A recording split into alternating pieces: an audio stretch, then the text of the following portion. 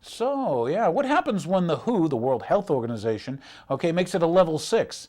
And it's funny, now it's a level 6.2, and level 6 was the highest. It's comedy because this is a man-made flu, the swine flu. It's a recombination of 2 human RNA flu strains, 2 swine RNA strains, and 1 bird, 1 avian flu.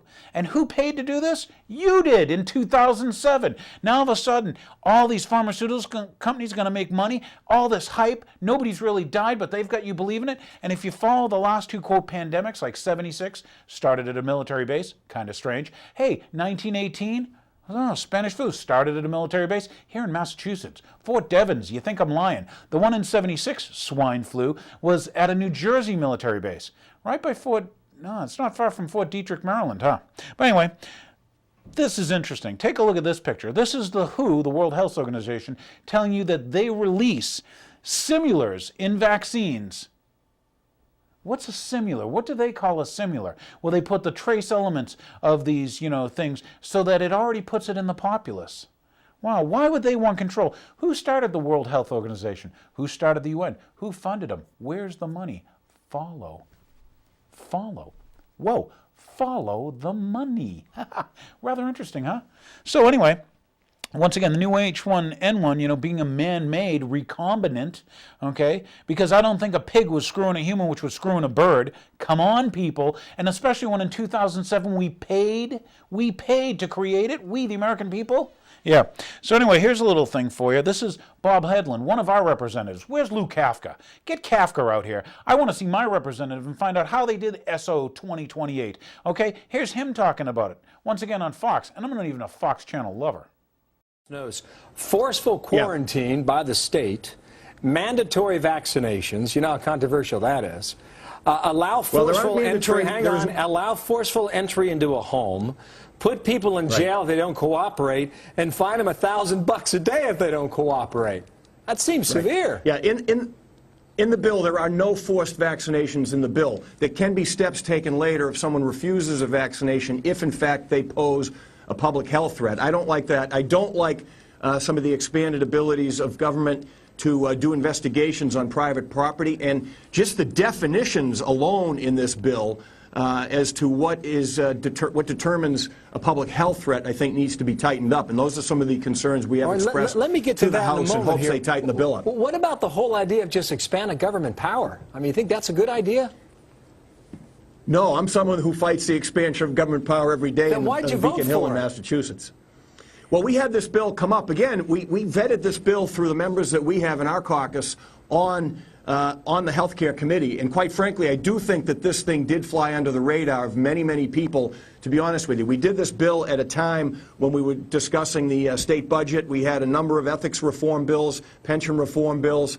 And quite frankly, I do think that leadership took this up at a time when the schedule was rather heavy, and I think that this did not receive the scrutiny that it warranted, and we're giving it a second look at this time. Did you read the bill? We looked at the bill as best we could at the time that the leadership released the bill and put the bill out on the floor. Again, there had been a bill kicking around since 2001 in response to the anthrax scare at that time. So you knew what was in it. No, the scrutiny of this bill, was not as thorough as it should have been by the entire legislature at that time. So now Bob Hedlund tells you, oh, he didn't read it. This is just like our congressman didn't read the Patriot Act, just as like our congressman didn't read the cap and trade. This is just like our congressman, okay? What, are they not going to read the Health Care Act? The people read it and said, hell no. So anyway, this is the kind of stuff they're pulling on you. It wonder, here I am at, what do you call Coincidence Corner. For you viewers, you probably want to say Conspiratorial Corner. But here at Coincidence Corner, let me tell you about this group they call the New World Order. Your presidents talk about it. What do they know? So here's a little thing, fighting the New World Order. I hope you enjoy it. Just how hundreds of mainstream news articles a week are saying there is a new world order, a global government. It will be run by the very banks that are collapsing society by design, and we will pay carbon taxes to them. Here is Time Magazine headline, New World Order, and they say a new bank of the world will rule the United States. Here is the Financial Times of London, and now for a world government is the headline. They're openly announcing that the banks will rule the planet and will pay our carbon taxes. My first question is, several months after Obama stepped in as president of the United States, you make a documentary calling him a deceiver. Why? He said he wouldn't hire lobbyists. All he's done is hire high-powered lobbyists at every level of government. And he's handed the country over to the oligarchs, the international bankers, to loot the nation, according to Bloomberg Financial, of $9.7 trillion. He has lied about leaving Iraq. He said he would take the troops out immediately. Now he says 16 to 23 months, and he's going to keep them there. He's increased the troops by 30,000, doubling them in Afghanistan. He's bombing Pakistan. The fact is, and I might get booed for this, the fact is that on the ground, Obama is continuing some of the most belligerent, violent, and some would say unconstitutional policies of the Bush administration. Bagram is his Guantanamo. They're spending $60 million to expand the Bagram being in Afghanistan, the air base. Right. They're holding people without charge in contravention of international law. Bombings in Pakistan with these drones are indiscriminately killing civilians. Civilians are dying in Afghanistan on a regular basis, and the guy's using 250,000 contractors in Iraq and Afghanistan right now. Sounds to me a lot like Bush. Yeah.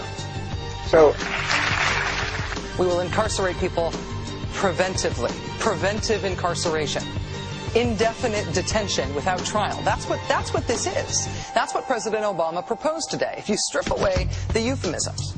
One civil liberties advocate told the New York Times today, quote, "We've known this was on the horizon for many years, but we were able to hold it off with George Bush." The idea that we might find ourselves fighting with the Obama administration over these powers is really stunning. And it is stunning, particularly to hear President Obama claim the power to keep people in prison indefinitely with no charges against them, no conviction, no sentence, just imprisonment.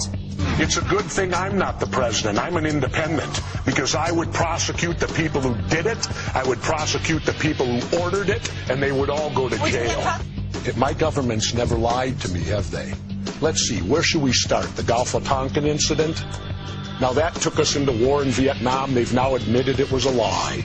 So 58,000 of my generation were killed based upon a lie. But that doesn't count, does it? what does that have to do with 9/11? That shows that we will lie to go to war. We've been doing it for years. We will continue to do it. The Gulf of Tonkin incident, did you believe that? Well, you probably weren't alive then. America went to war against Iraq based on a lie.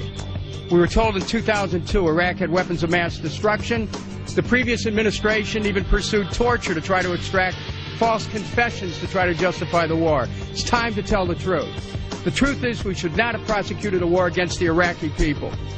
The truth is the Democratic Senate could have stopped the Iraq war in 2002.